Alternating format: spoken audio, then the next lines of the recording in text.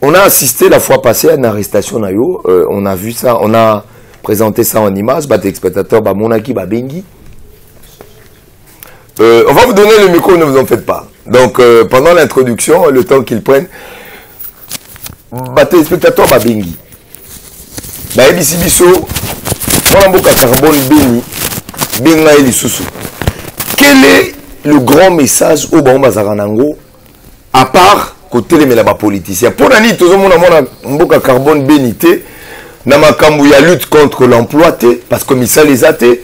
Pour l'année, tout le monde a filmé qui est un mouvement citoyen, na makambu, il y a par exemple, médecin bazozo salaire mais balobi carbone béni, mouvement citoyen, filimbi, l'outil batika la cana politique. D'entrée de jeu, peut s'explication, on reprend bango, comme ça, on continue avec Maman Nalikambo et Sangi Sibisolelo. Merci. Merci beaucoup, Ndeko Aimé, Ndeko Cardinal. Merci. Je pense que l'activité où ils auraient un peu plus visible, Mingi, n'a mis sur Batou. Ils auraient activité politique, marche, rencontre, na bateau, zota la masolo politique. Alors c'est comme ça que Bateau Belé se focalise à Kawana. Bakansi qui est dans l'entretemps, Maramsou c'est ça la matinée. Ils déjà visible la pénalité, mon amour. Ouais, c'est parce que je dis, Marambo est visible belé, ceux qui marchent chez ça, même Moutoua l'anda qui on a TVT qui marche chez Ozala, à au monde a quand même Batunanzela, à l'obi à Ezani qui marche. Mais ceux qui par exemple démarche Moro y a qualité pour la régie des eaux, maï, tout ça. Est-ce que vous savez la déjà au départ? Bien évidemment. C'est ça la grande question. Mouvement Philippe Béza d'abord un mouvement citoyen. Où ils ont répondre n'a pas besoin nyonso où ils ont touché société na biso pas besoin sociaux il y a population ba liberté civiles et politiques conscientisation il y a ba jeunes en particulier na ba congolais nyonso kotala marambo nyonso etali ba droit na ba devoir ba congolais c'est à dire nous brossons tous les aspects mais mingi tellement tobima, en fait, on est né, le mouvement est à Paris. La période, il y a répression, il y a 2015, Kabila, marche, Netskali, Imajouana, mais on est partout, on fait des activités chaque jour concernant tous les aspects. Voilà, donc, précisons, carbone béni, est-ce que Bazaka politique, Yango et Bisibino, ils sont dans tous les secteurs, mais le quoi politique est plus visible. Yango Bomona Mingi, mais dans le temps, en tout cas, en amont, Pembeni, dans tout le domaine, dans tout ce qui est problématique. Vous avez un problème social côté Nabino. Vous vous sentez en injustice. Benga le cardinal, toi là, les combattants du peuple sont là. Carbone Beni, on a expliqué, Lucha, Filimbi, Bazalara, aussi pour ce problème.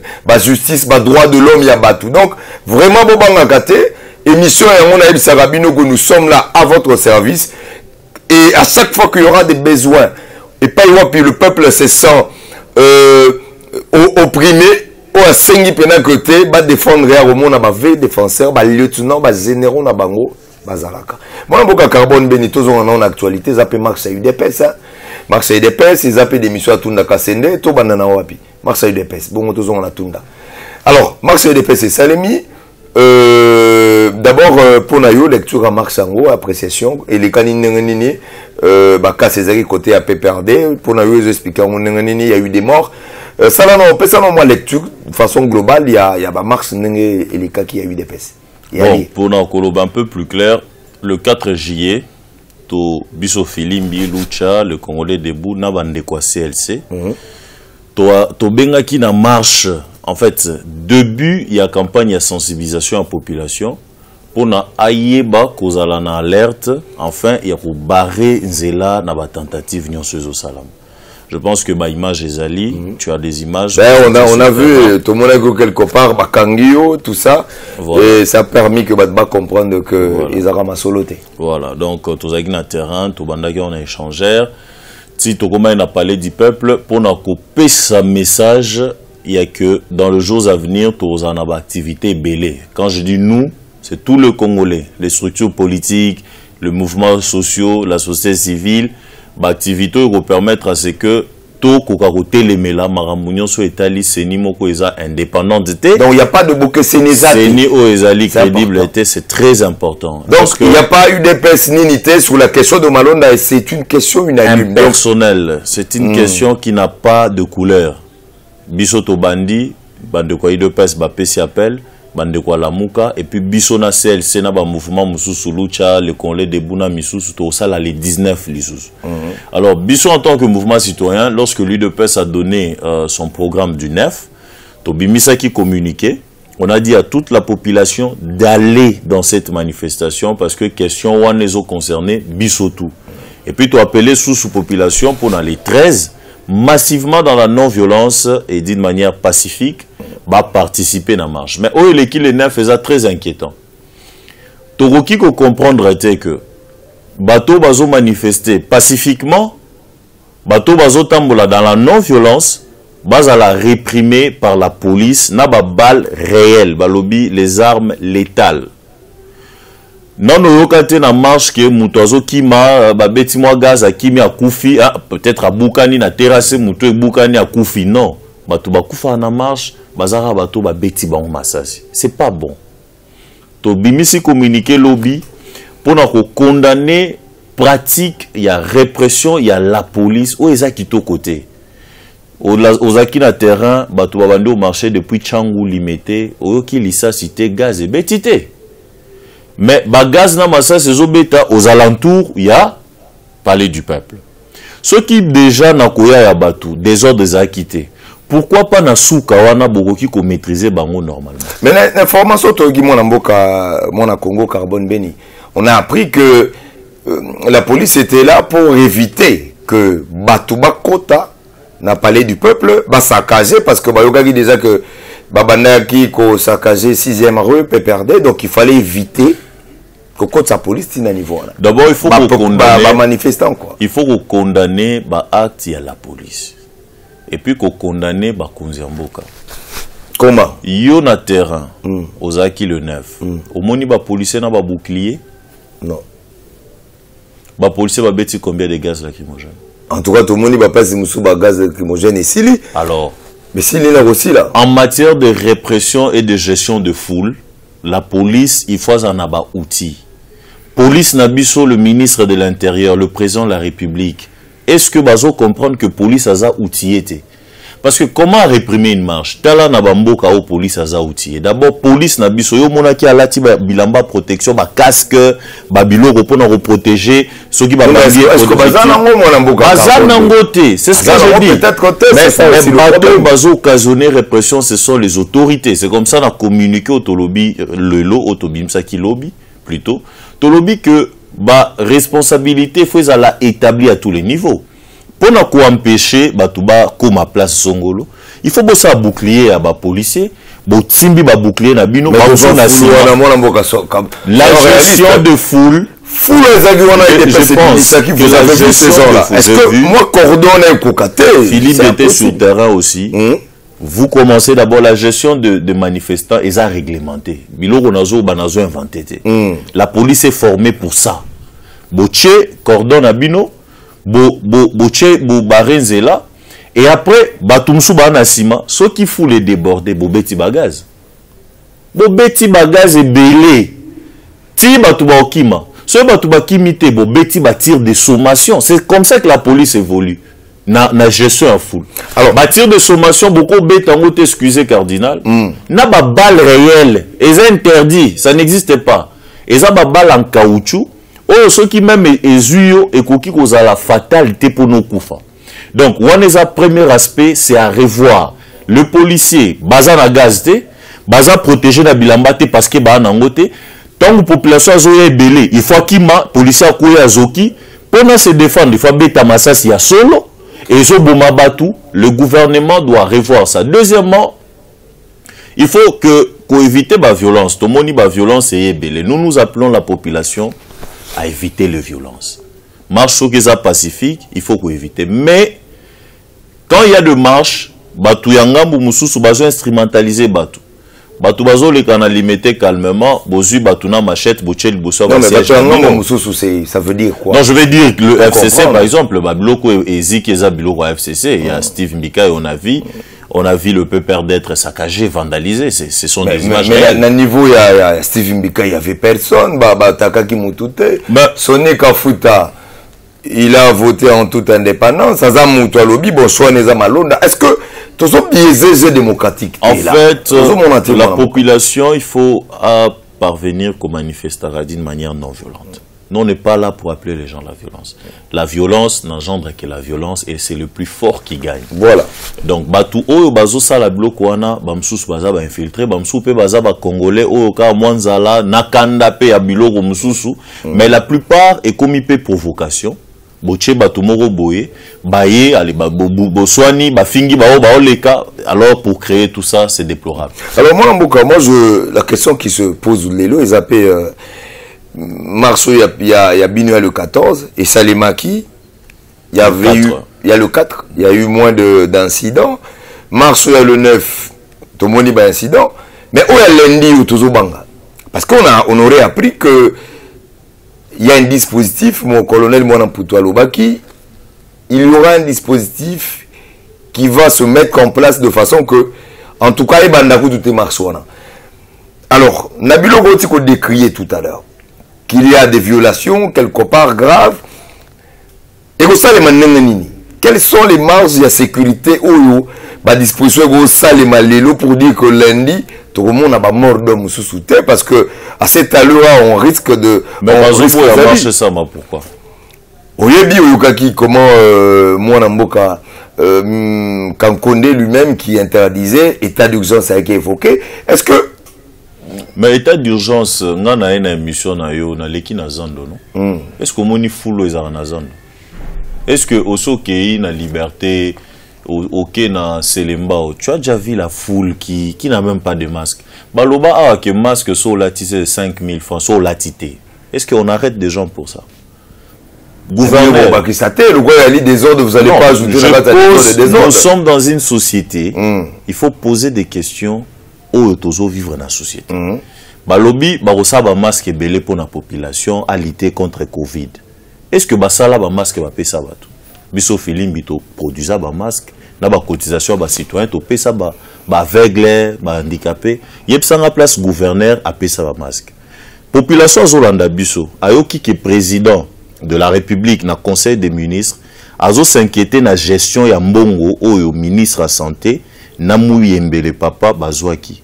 Et Hollandi que ouverture d'enquête, il y a un million de dollars, il y a gestion à Covid et Fongwami. Bon, on a basa na ngoni na ba quartier. Au monata ba agenda et à l'état, bazo sensibiliser ta na quartier Covid bomi batela. Ceux qui au mona yo za journaliste au film au ebisi biso. Mais quand même au mona ba particulier, ba ONG, ba mouvement, ba ki opesa ba don l'état à ça là. On mboka lundi. Je rentre dans lundi parce que le lobby le moko ezo pesa biso kanda.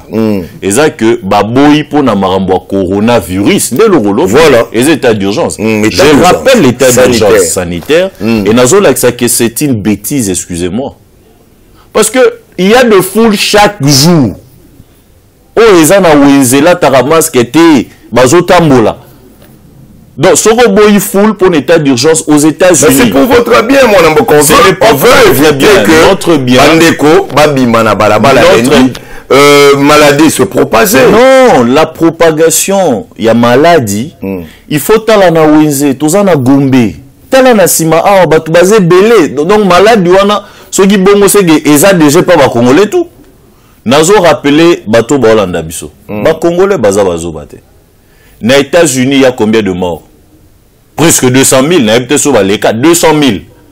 Bazana bateau, bana corona, 1 million de personnes. Bino non beaucoup qui s'attend 20 000 mais tant ou baboma qui noir. C'est un bonheur, alors, mais moi je parle de liberté civile et politique. Nous avons une liberté garantie par la Constitution. Bola munabiso ezate ba biso to empêcher coroner zo biso te to va landa. Bola munabiso photo marcher, to manifester mécontentement pour na biloko ezo garantir vie na biso malamu te. Alors est-ce qu'on ne va pas dans les affrontements parce que la peur est en est-ce que toujours qu'il y a un affrontement là à ce rythme là la police s'est dit décider lobi tout reo bolekate en tout cas il ne même pas. Quand bolobi tokenda. Alors je ne sais pas. La crainte, c'est un peu celle-là. La crainte. Est-ce qu'il n'y a pas lieu d'avoir des négociations en amont? Non. Je pense que Donc boyokana quoi pour que les politiciens congolais habitués peuple congolais na ba revendication parce que bango bayoka kaka quand il y a des revendications. Congolais ayoka na mnokote. Totei bango na munoko mais bino bo matata salaire abatu botika ba salaire na bino wana imatate ba okite quand il faut qu'il y a l'engouement batu comme lobela wana ba doser. C'est comme ça qu'ils comprennent.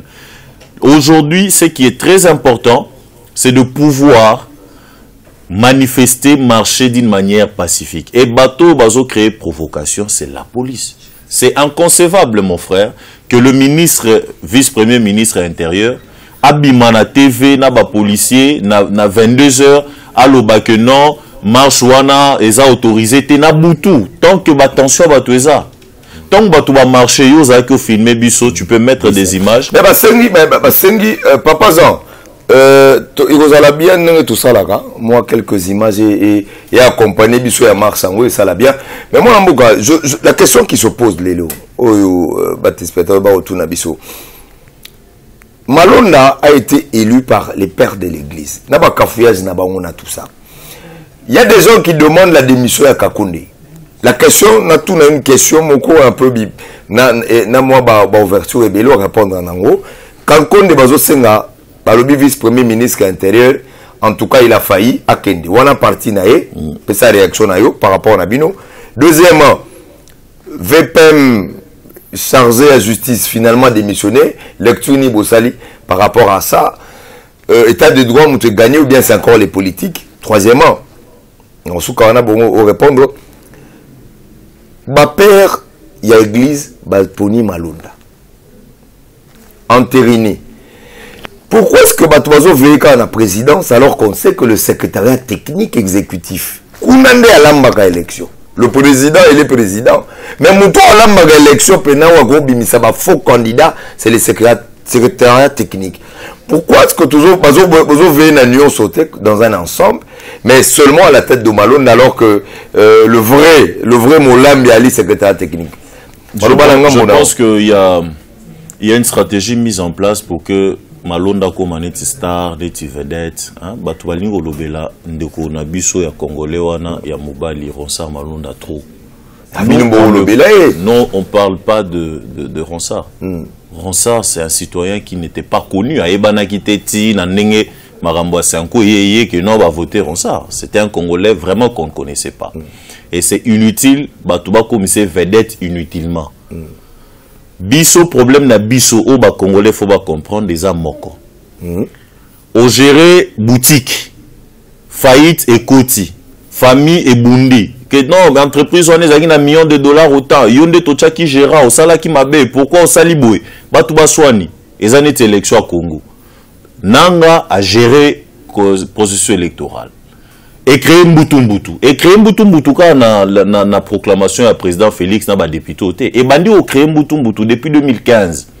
Au calendrier, au boy, au $1 milliard, aux machines à voter, écoutez 100 millions, Marambo Belé, Tina Souka, ba député Morobo ya FCC, baza majoritaire, président, il y a opposition, Moutoumso lobby a gagné qui, nyoso wana, neto lobby, nibe konamso lobby, tant on saignait à Silisi Moussala, il faut déposer rapport. Monsieur Nang a déposé rapport nae déjà na parlement. Rapport nae nenga travail, nenga gérer bon, il faut total à yango. Il faut qu'il audite, un audit plutôt externe. Et ça, là, pour nous, Bambongo, c'est géré. Mais c'est le travail des parlementaires. Effectivement, non, mais il y a aussi la Cour de compte qui peut jeter un coup d'œil sur les finances publiques.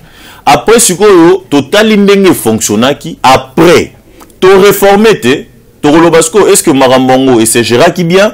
Est-ce que Nengue to désigné qui, parce que monsieur Nanga, bah désigné qui est quand la même procédure, il y a ba père, au tout ni question, il y a ba église et tout ça. Et puis, désignation, moi, Mouka Carbone, au Kimango Makati. Il y a des désignations, on les cas, mais pourquoi est-ce que vous condamnez? Il y a un autre retour à Mouka Carbone Béni. Pourquoi est-ce que vous condamnez Makambo? Il y a eu, au niveau, il y a peur, on a citoyen, mouvement citoyen avec beaucoup de moralité. Bilogo et Salemina niveau on appelle Ali Malamouté entre les catholiques, protestants et tout ça. Nanga, Nanga, ba désigné qui est quand la même procédure. Yonde tolobi avant ba désigner mutu mususu, il faut tout réformer. Toko mi tout na question. Est-ce que désignation à président et à Seni ndenge zo sala meza malam? Est-ce que ko créer ba problème te nde tolobi réforme? Tant tozo réformer ba fonction, ba attribution à président et à Seni ndenge nini batu bakoza na kati ya plénière. To proposer ba réforme biso société civile, to réfléchir, ba yi politique ba réfléchir, to yokani et l'équipe ensemble et l'équipe na ba voie normale après nde to robeta skoli solo ya nani ya ko kambaseni. Mais loko sala mezanini baché en fait baché chari avant le bœuf ne balobaka. Ba bandina on a désignation na processus moko na nous to évaluer té na nous to moni clarté. De deux moutons, on désigner Zanani Azali, vraiment cerveau moteur, Azaki secrétaire exécutif, vraiment Oyo Asali qui est Bakaonyon depuis 2006. Donc, un des responsables dit Moutou Alamba élection 2018. Depuis 2006, il n'a que 44 ans, Abandi Seni a 29 ans. Depuis Maloumalou. Abandi Seni a 29 ans. Il n'a que 44 ans. Depuis 2006, il est à la Seni. C'est grave ça. Azan a 15 ans à la Seni, presque 14 ans. Et il est dans la manœuvre. Batoubaokan César 2011, non. Il a son CV, c'est depuis 2006. Et il est là, il est jeune, mais Azam Moutumo il fallait à la côté. Donc, ma solo ya Ronsa, biso to boinde, makambo izala mabe, pour na lobby beba. Ma solo ya lobby etali, désignation de l'église catholique et sali. Ya on est au lobby, ba erreur là. Peut-être, il y a un candidat na église peut fallait na banda peut-être qu'on réclamer ba réforme avant. En principe. Alors bango peut baquer na précipitation, je pense que la Bécho va s'excuser qui. Voilà. Il faut s'excuser peu parce que yango pende est précipité parce que ce qui véritablement bango na niveau na bango. Mais tout ça peine na makambo. Mais le lot faut tout évoluer pour que le roi malam. Makambo etali de vice Premier ministre, ministre de l'intérieur, qui est intérieur. Ah, ok, démission, démission, na parti politique na imoko.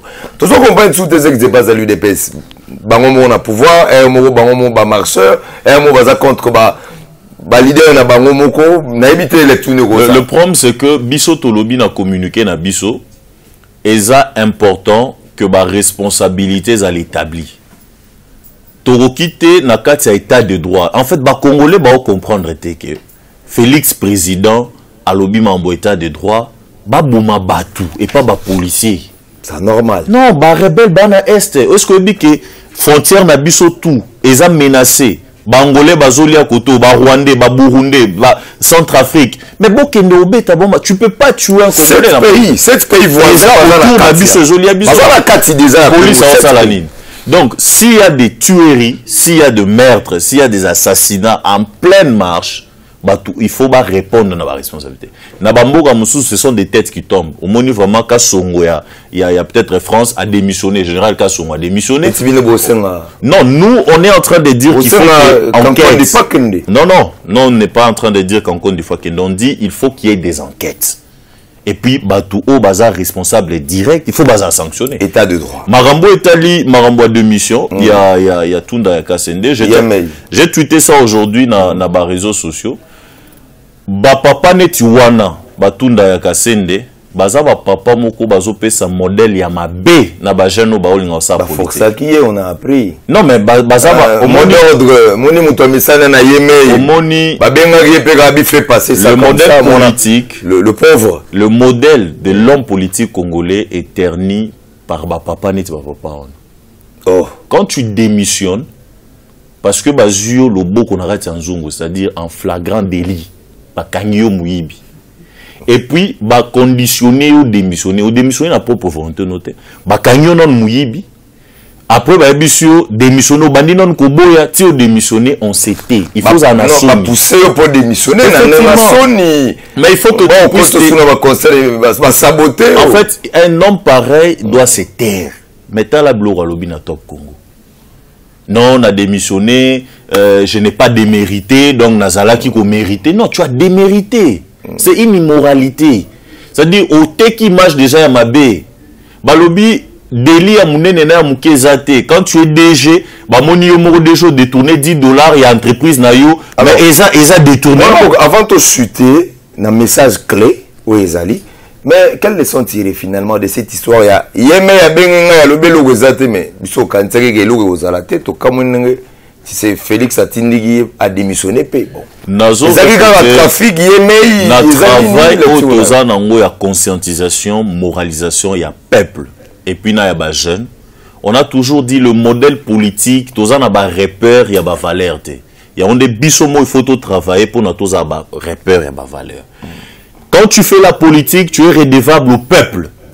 Tu es redevable na bato ba votakio et tu dois être attaché na ba moralité, na ba valeur morale. Et non na ba injonction, na ko travailler na se ya mutu songolo ba bengi autorité morale. Tant ozana ozo répondre na autorité morale, c'est-à-dire morale na yo, autorité na ngwa vanda na c'est une forme d'aliénation mentale. Tant ozana mabe et sengolo te mayomoko sa peuple ndenge to monaka na ba grande démocratie, ministre Atemi Obi, je regrette ce que je viens de commettre comme erreur, je prends la décision de démissionner pour ne pas salir la fonction du ministre. OK.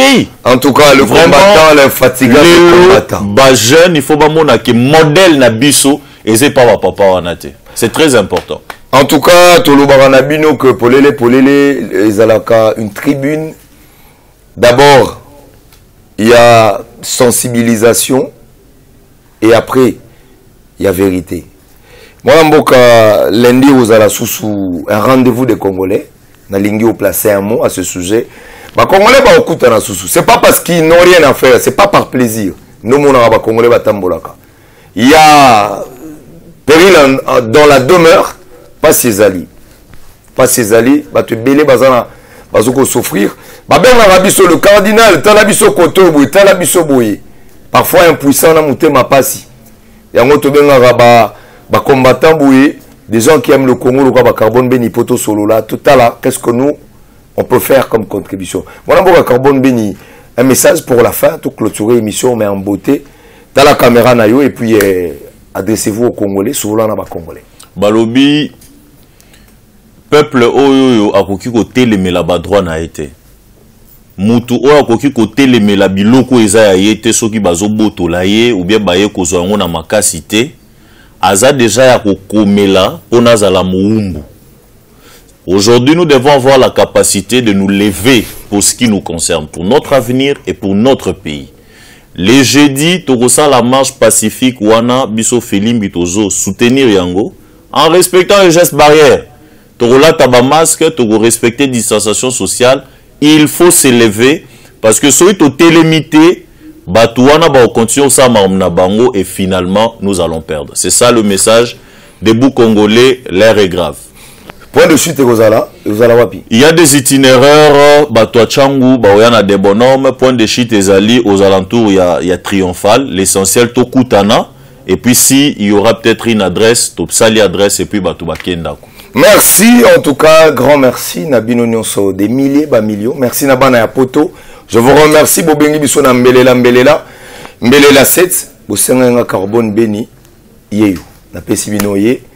On a discuté tout sololi, en tout cas. Il n'y a pas eu de questions tabou. Tout ce qu'il fallait, toutes vos questions, tout yango.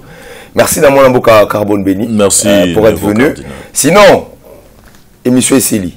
Rendez-vous Nabiso lundi après mars.